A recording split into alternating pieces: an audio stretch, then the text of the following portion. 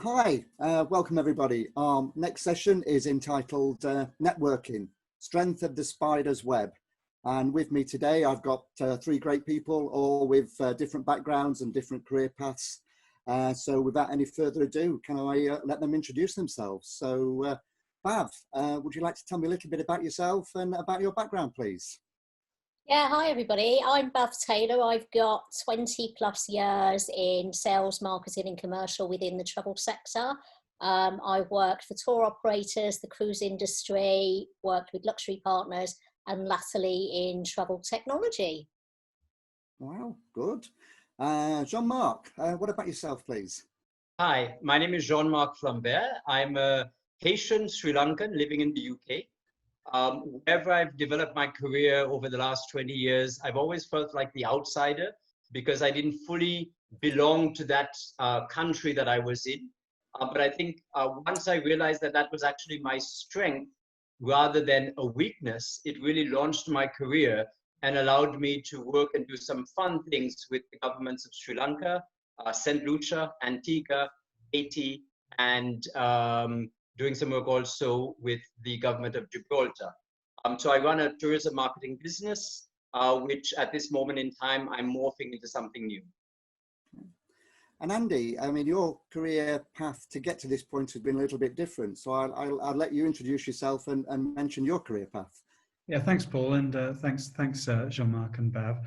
Yeah, Andy Soloman. I'm the founder and CEO of a business called Yomdel, and we're the UK's leading provider of managed live chat services. So it's all about consumer experience, engaging with people at an early stage in their journey in the places where you're going to find them these days, which in fact is online.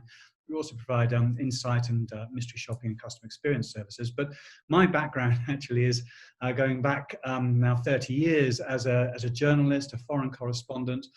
For example, I was the bureau chief for Reuters news agency in Karachi, Pakistan, when 9/11 happened. So the world came knocking. And through my careers, and I say that in plural, I've really spent a lot of time networking and having to seek ways of getting things done, often in places that I didn't really understand particularly well. So I'm delighted to be here today. Okay. Well, thank you. Welcome to all three of you. And really, we couldn't have a more diverse background of career paths to get to where we are today. So, and it's really nice because, Andy, you mentioned the word networking there. So I will just come back to you first on this one, if I may. With your different career backgrounds, networking must have been important through all of those, because there is a theme that all the various bits you moved on. How useful has networking been to you through your career? Networking has been absolutely fundamental and absolutely essential to everything that I've ever been able to do. I guess there's something that is really important for everyone to remember here. And that is that when you go into a new environment and a new place, you're thinking about yourself, you're thinking about your own, how self-conscious you are. But actually, no one else there is thinking like that. No one else there is looking at you as a vulnerable person. They're just seeing a sea of faces. And I can guarantee there'll be others in the room or whatever location or online via Zoom, wherever it is, that are feeling far more nervous than you are. So the key thing that I've found over the years is never be afraid to ask someone for something. You will find that the majority of people are more than happy to offer their help if they can. They feel flattered that you've asked. And Bhav, I mean, you've sort of, I mean, we first met in a traditional tour operating background, and then you've gone on to do many different diverse things since. But networking must really have been an important part in trying to get people to buy into you and to your product services. Yeah, and absolutely. And it's interesting what Andy said about everyone's in the same boat and, you know, those sort of things. And what I didn't say at the start was, and you can't tell because I'm sitting down, but I'm quite small. I'm only 4'10", but over the years I've built a reputation. People often say, well, what she lacks in height, she makes up for in tenacity. And you're absolutely right. You know, going into places where you don't know anyone, like in year one of my career, I would hate to go to an event on my own. And I slowly realised what Andy was saying, that everyone's in the same boat. You introduce yourself, you tell people who you are, and you find a common theme, and you know, you move around. And actually, as my career progressed, I found going to an event on my own was actually easier because it forced me to network rather than stay in my comfort circle. That's interesting. And Jean-Marc, I mean, that was an interesting point there that sort of Bhav just made about sort of being by yourself. You made the leap of being by yourself from a continent to a continent. So was this the sort of same problem that you had, where you had to literally start from square one with a blank sheet of paper and build up your list of contacts? Absolutely. And I think I want to just connect back to both what Andy and what Bhav said.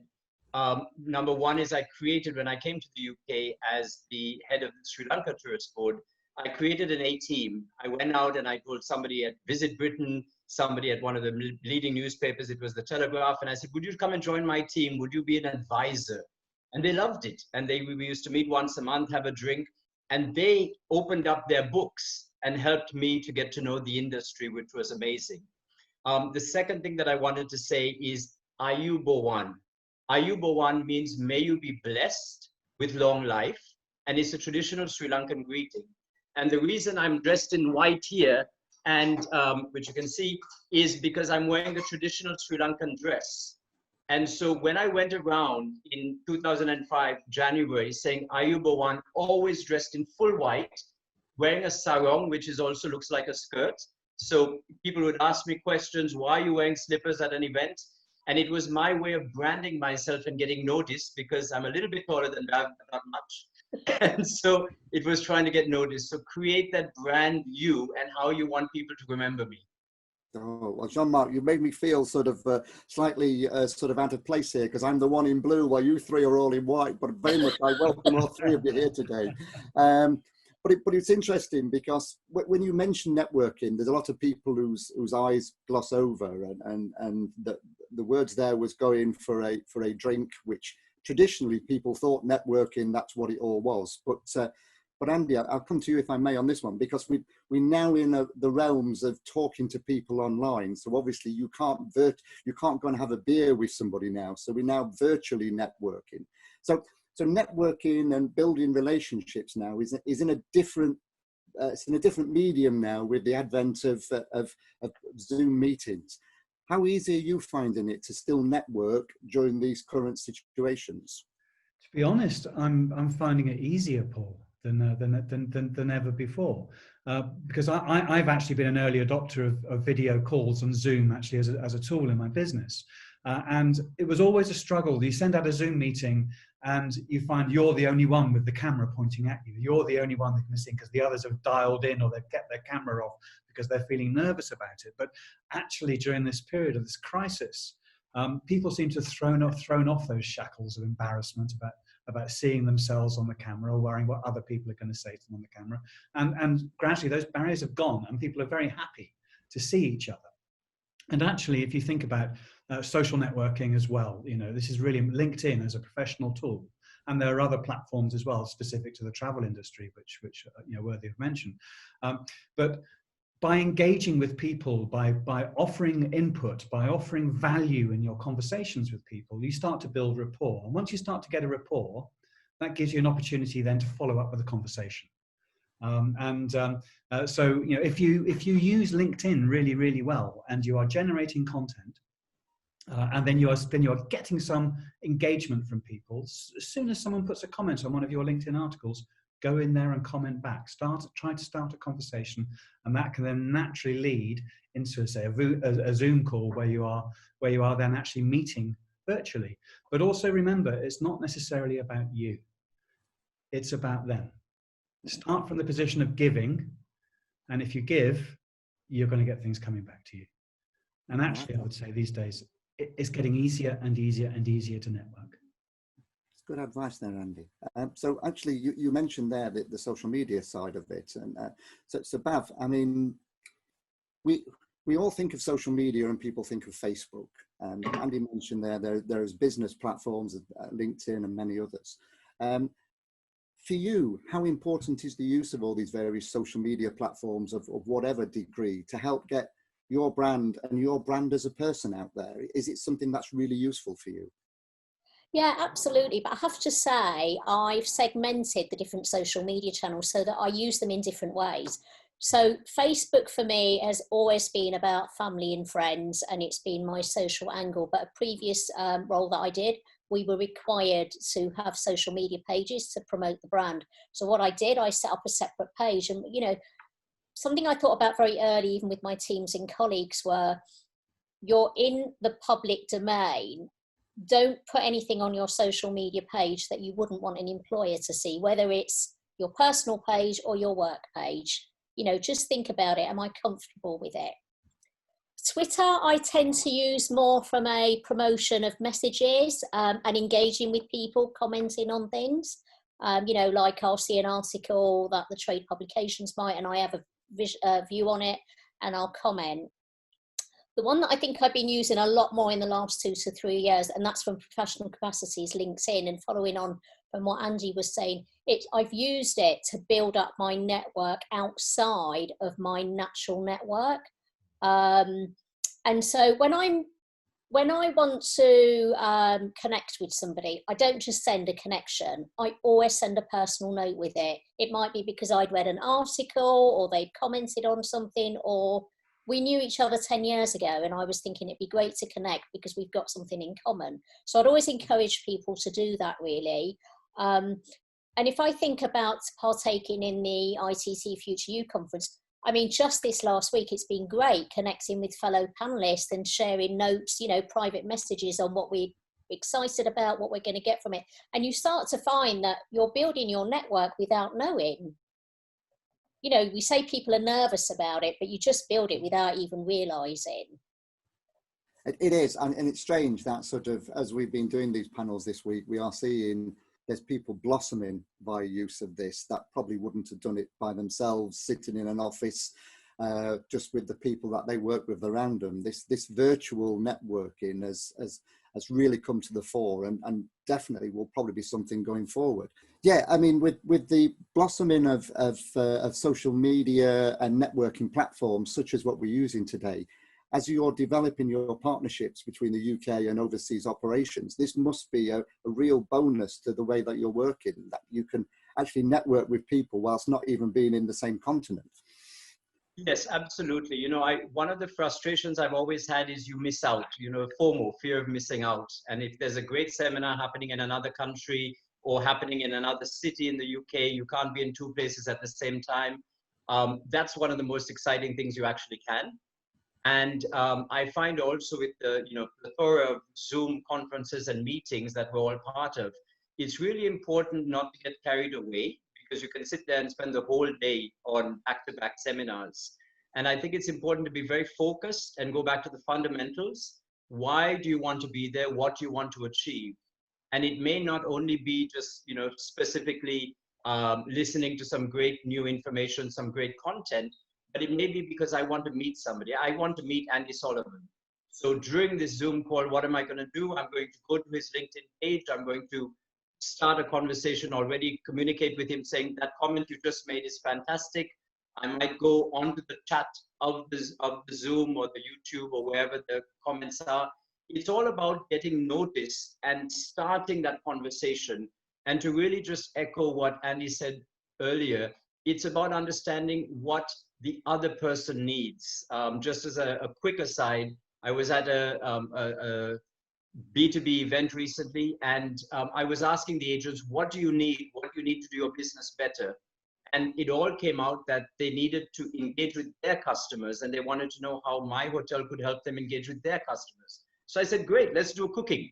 So we started off doing cooking demonstrations on Zoom out of my kitchen to teach travel agents and their consumers and their customers how to cook Sri Lankan cuisine. So in delivering for their customer, I built a relationship with the travel agent, and we all ended up very happy, and my hotel got an extra plug. So there is huge opportunities in this. Yeah, and you also ended all up with some nice food as well. So that was a double bonus on that one. If I may so that was really interesting. So, I mean, very quickly then, if I just sort of ask all of you, from somebody who's never networked before, somebody who's never had the benefit of speaking to people they've never met before, should you really be frightened? Is there any very quick tips? So very quickly, Andy, if there's anything particular to help somebody, what would you say? Well, if you're just starting out on your career path, or your career paths, or your careers paths, whichever one of those or the combination it molds into eventually, just don't be shy. You know, people say just be yourself, but I would say maybe not just be yourself. Be the person you would like them to think you are, but be genuine, but be really persistent. And just to echo what Bhav said just now about how to gain connections on LinkedIn, it's a really fantastic tool, but increasingly it's being used as a crass sales vehicle as well. I receive numerous invitations to connect from people that are just a blank connection. So-and-so wants to connect with you, but no information. I look at it and I think, I guarantee the next communication I will hear from that person is a direct sales pitch. And always it works. It does that. Whereas if you spend a few minutes just researching someone, asking them a question in your connection request about their work, or if they can help you in a certain way, they are much more likely to respond to you. So again, be a giver, but be persistent. Don't take it personally if you don't get a response, and don't be afraid to go back again. You know, even in the world of sales, you're selling yourself. And they say the best salespeople are those that will plan for potentially 10 contacts before they secure the business. Persistence is key here. Just doing it once and hoping they're going to come back to you? No, you've got to be determined. Great advice there. Bhav, what would be your quick bit of advice to somebody? I'd say it would be around do your prep in advance. So if you think when we used to go to conferences, when we could do things face to face, I would always research the delegate list. So, you know, I'm growing sales in the sector I work in, and I think, well, I'm going to go down that delegate list. I know that they have the propensity to sell my product, but they don't sell it. I reach out to them in advance. I drop them a note, a bit like Andy was saying on the LinkedIn, like, hey, I'm going to see you at such and such a conference. It'd be great. Can I arrange a breakfast meeting? Could we maybe sit down during the networking lunch for half an hour? I really want to pick your brains. I want to understand your business and how we can bring value to it. But it doesn't end there. The important thing is the follow-up when you return. So, you know, following up with somebody and saying, hey, it was great. We met you in Cyprus. We had lunch and we talked about X. As promised, I'm sending you X, Y, Z, and I will arrange a follow. You know, you might have agreed to do a training session. So it's that end-to-end piece. And I found that that's how over the years I really built up my network and built that reputation of people saying, she just doesn't talk it, she walks the walk as well. So it is that prep, I think, is really important. Yeah, being able to walk the walk is very important. That's a great comment, that one. Thank you. Jean-Marc, again, for yourself, what bit of advice would you give to somebody that's watching this today and thinking, I really don't know if networking is for me? What would you say to them? I hate hard sales. I must like the individual even before I listen to figure out whether the service or the product is right for me. So make sure it's you as a person that you're establishing. So that's number one. Number two is always think, what do you want out of the conversation? And also think, what's in it for me, as in what's in it for the person you're talking to. If you can answer those three, establish yourself and who you are. I need to like you. Number two, be very clear what you want out of the conversation or the interaction or the engagement. And number three, make sure you already have the solution. Going back to Bhav's point about pre-planning, make sure you can answer their question, what's in it for me, genuinely, not because they're going to get a cheaper product or, you know, they're going to get a kickback on the sale or whatever. You know, we've got some fantastic advice from all three of you today, and we could sit and talk about this all afternoon, but I am conscious our time is really running against us with our sessions today. So thank you very much. Can I just thank Andy Soloman, Jean-Marc Flambert and Bhav Taylor for all your assistance and all your advice that you've given to everybody today. This has been really useful and invaluable conversations that we've had, and I'm sure you've helped many people today. So thank you very much on behalf of the ITT Future You for your assistance today. Thank you. Very well. Pleasure. Thank you for having us. Pleasure.